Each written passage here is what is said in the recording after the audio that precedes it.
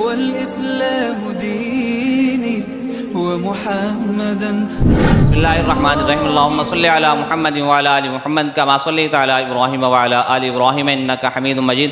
محترم عزیز ساتھیوں، ہمارے ملک پاکستان میں 12 ربیع الاول کے مہینے میں جو جشن عید میلاد النبی کا ماحول بنتا ہے، تو دوستو عزیزو، اس کو اہتمام کے ساتھ ہمارے مسلمان لوگ مناتے ہیں اور اس کے دلائل بھی بیان کرتے ہیں، قرآن حدیث سے اس کو پروف بھی کرتے ہیں، اس کے فضائل بھی بیان کرتے ہیں اور اس کو دین کا حصہ بھی بتاتے ہیں.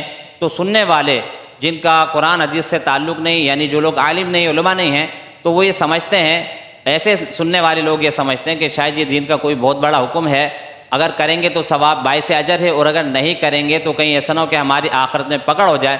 تو دوستو عزیزو، اس بات کو سمجھنے کے لیے اس کا دین سے کتنا تعلق ہے اور خواہشات سے کتنا تعلق ہے، یہ ولادت النبی کی خوشی ہے یا ہماری اپنی خوشی ہے، اس کو سمجھنے کے لیے میرے دوستو عزیزو چند چیزیں سمجھنے کے تو انشاءاللہ سمجھنا آسان ہو جائے گا اور دینی معاملات کی طرف سے ہمیں اطمینان اور تسلی حاصل ہو جائے گی. اور یہ جو وسوسے ہمارے دلوں میں ان چیزوں کو دیکھ کر اور سن کر پیدا ہوتے ہیں، ان وسوسوں سے بھی حفاظت ہو جائے گی. تو دوستو عزیزو، جشن عید میلاد النبی کو پہلے سمجھ لیں. اس میں جشن کا لفظ بھی ہے، عید کا لفظ بھی ہے اور میلاد النبی کا لفظ بھی ہے. میلاد النبی کا مطلب یہ ہے کہ آپ علیہ السلام کی ولادت. تو آپ علیہ السلام کی جو ولادت ہوئی ہے، تو ولادت کا دن بھی ہے، ولادت کی تاریخ بھی ہے، ولادت کا مہینہ بھی ہے، ولادت کا سال بھی. ولادت کا جو دن ہے وہ ہر ہفتے میں ایک دفعہ آتا ہے، اور ولادت کی جو تاریخ ہے وہ ہر مہینے میں ایک مرتبہ آتی ہے، اور ولادت کا جو سال ہے وہ ولادت کا جو مہینہ ہے وہ پورے سال میں ایک مرتبہ آتا ہے، اور جو سن ہے، ولادت کا جو سال ہے وہ 100 سال میں ایک مرتبہ آتا ہے. مثال کے طور پر اب 2022 چل رہا ہے، اب یہ 22 پورے 100 سال کے بعد آئے گا جب 2122 چل رہا ہوگا. تو سال جو ہوتا ہے وہ پورے 100 سال کے بعد آتا ہے. تو دوستو عزیزو، آپ علیہ السلام کی ولادت کا دن، ولادت کی تاریخ، ولادت کا مہینہ، ولادت کا سال. تو دوستو عزیزو، خوشی کس چیز کی ہوتی ہے؟ اس میں تو کسی کو کوئی اختلاف نہیں ہے کہ ولادت پر خوشی کا ہونا یہ بالاتفاق بات ہے، سب کے نزدیک ہے. پوری دنیا میں کہیں بھی کوئی انسان پیدا ہوتا ہے، کسی بھی مسلک سے اس کا تعلق ہے اور کسی بھی نظریے سے اس کا تعلق ہے، کسی بھی دین سے اس کا تعلق ہے، تو وہ اس پر خوشی مناتے ہیں، اس میں کسی کو کوئی اختلاف نہیں. ولادت کی خوشی، اس میں کسی کو کوئی اختلاف نہیں ہے. تو ولادت پر خوشی ہونی چاہیے اور ہوتی بھی ہے لوگوں کو. تو ایک ہے ولادت کی خوشی، اور ایک ہے ولادت کے دن کی خوشی، اور ایک ہے ولادت کی تاریخ کی خوشی، ایک ہے ولادت کے مہینے کی خوشی، ایک ہے ولادت کے سال کی خوشی.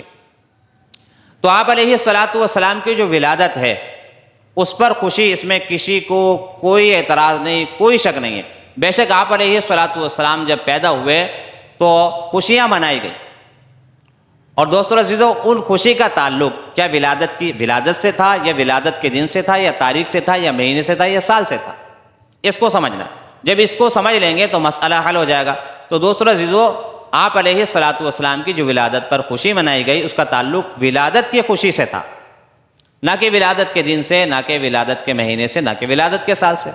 اگر دن سے ہوتا تو دن تو ہر ہفتے میں ایک مرتبہ لوٹ کر آتا ہے، اور اگر تاریخ سے ہوتا تو مہینے میں ایک مرتبہ تاریخ ہر مہینے میں آتی ہے، اور اگر مہینے سے ہوتا تو ہر سال میں، پورے سال میں ایک مرتبہ ہر مہینہ آتا ہے.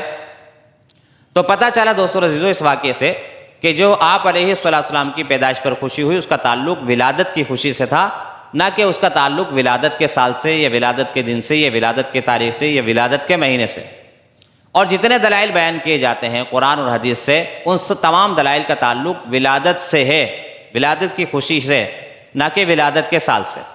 تو یہاں ولادت کا سال منایا جاتا ہے، ولادت کی خوشی نہیں منائی. تو ولادت کی خوشی جو ہوتی ہے، خوشی کا تعلق ولادت سے، اور ولادت زندگی میں ایک ہی مرتبہ ہوتی ہے، دوبارہ پھر ولادت نہیں ہوتی. تو جتنے دلائل بیان کیے جاتے ہیں ان تمام کا تعلق ولادت سے، نہ کہ ولادت کے دن سے، نہ ولادت کی تاریخ سے، نہ ولادت کے مہینے سے، نہ ولادت کے سال سے. اور میرے دوستو عزیزو، اگلی بات یہ ہے کہ جب آپ علیہ السلام کی ولادت ہو گئی، آپ علیہ السلام 1 سال کے بھی ہوئے، 2 سال کے بھی ہوئے، 3 سال کے بھی ہوئے، 4 سال کے بھی ہوئے، 5 سال کے بھی ہوئے، 40 سال کے ہوئے، حتیٰ کہ 63 سال کی عمر میں آپ علیہ السلام اس دنیا سے رخصت ہو گئے. تو آپ علیہ السلام کی زندگی میں، 63 سالہ زندگی میں کہیں یہ چیز ہمیں نظر نہیں آتی، اور ہم نے آپ علیہ السلام کی اتباع کرنی ہے. تو ایک ہے میرے دوستو عزیزو آپ علیہ السلام کی ولادت کی خوشی، اور ایک ہے آپ علیہ السلام کی تعلیم. جو چیز تعلیم کے مطابق ہوگی وہ اللہ کے یہاں قابل قبول ہے، اور جو چیز تعلیم کے مطابق نہیں ہوگی وہ اللہ کے یہاں قابل قبول نہیں ہے۔ تو آپ علیہ الصلوۃ والسلام کی تعلیم میں ہمیں کہیں بھی ولادت کی خوشی نہیں ملتی۔ تو وہ جتنے دلائل بیان کیے جاتے ہیں، جتنے فضائل بیان کیے جاتے ہیں، ان تمام کا تعلق ولادت سے، نہ کہ ولادت کے سال سے۔ اگلی بات دوستو عزیزو یہ ہے کہ اگر ہم 30 سال پیچھے، 35 سال پیچھے جاتے ہیں، یعنی 1990، 92، 93 میں اگر ہم اس ماحول میں جاتے ہیں، تو اس ماحول میں اس وقت میں اسی دن کو، یعنی 12 ربیع الاول کے دن کو 12 وفات کے نام سے منایا جاتا تھا۔ اور 12 وفات کا مطلب یہ ہوتا تھا کہ یہ آپ علیہ الصلوۃ والسلام کی وفات کا دن ہے۔ لیکن کچھ لوگوں نے 12 وفات کے دن میں ہی خوشیاں منانے شروع کی، اور وہ اتنی بڑھتی گئی، اتنی بڑھتی گئی، اتنی بڑھتی گئی کہ وفات بالکل مغلوب ہو گئی اور خوشی غالب آ گئی۔ اور اگلی بات میرے دوستو عزیزو کہ ولادت کی جہاں جس طریقے سے ولادت کی خوشی ہوتی ہے، اسی طریقے سے وفات پر غم بھی ہوتا ہے۔ اور آپ علیہ الصلوۃ والسلام کی جو وفات ہے وہ بعد میں، ولادت پہلے، وفات بعد میں۔ تو وفات جو بعد میں ہے، بعد والی چیز پہلے والی چیز کی نفی کر دیتی ہے۔ جس طریقے سے پہلے بے پردگی تھی، پردے کے حکم نے آ کر بے پردگی کو منسوخ کر دیا، ختم کر دیا۔ اسی طریقے سے پہلے شراب حلال تھی، بعد میں حرام ہو گئی، تو اس بعد والے حکم نے پہلے والے حکم کو ختم کر دیا۔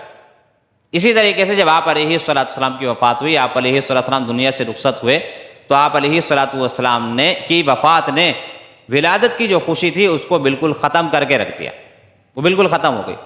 تو دوستو عزیزو، جب ہم ان چیزوں کو تھوڑا سا مختصر طور پر ہم سمجھ لیں گے، توجہ کے ساتھ جو باتیں میں نے عرض کی ہیں، اور ان میں تھوڑا سا انشاءاللہ ہم غور کریں گے، تو مسئلہ بالکل سمجھ میں آ جائے گا، بات بالکل واضح ہو جائے گی کہ اس کا کیا مطلب ہے۔ تو یہ تو ولادت نبی کا مطلب تھا۔ اب جشن کے لفظ پر آ جائیں۔